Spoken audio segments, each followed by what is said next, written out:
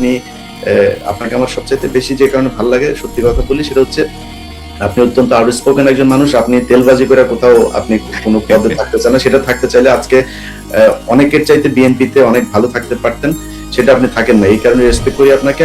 আপনি এখানে এই সরাসরি প্রথম আলো নিয়ে কথা বলা, বোর্ডের ডিরেক্টর থাকা অবস্থায় না, প্রথম আলো ভুল করলে প্রথম আলো কি কোনো সুযোগ নেই, আমার বলতে হবে না।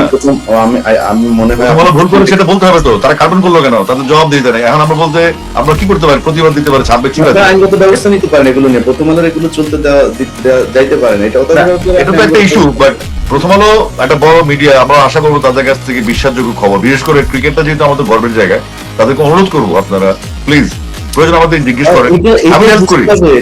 সে তো মানে আপনার বিসিবি নিয়ে করবে না, সে হচ্ছে ইন্ডিয়ান ক্রিকেট বোর্ডের বাংলাদেশি এজেন্ট। তারা প্রথম আলোর সাথে আমার সম্পর্ক আগে থেকে ভালো, তারা আমাকে ফোনে আমি রেসপন্সও করি। কিন্তু কথা হচ্ছে আপনারা ওই কন্টেন্ট প্রোভাইডার হয়ে না, আপনারা প্রথম আলো থাকেন, আপনারা দেশের জন্য থাকেন। আপনার সাংবাদিকদের বা মিডিয়ার মাথায় যখন পছন্দ ধরে তখন জাতীয় ঠিক থাকে না। আমার মনে হয় আমাদের মিডিয়ার মাথায় পছন্দ ধরেছে, সেখান থেকে বেরোতে হবে।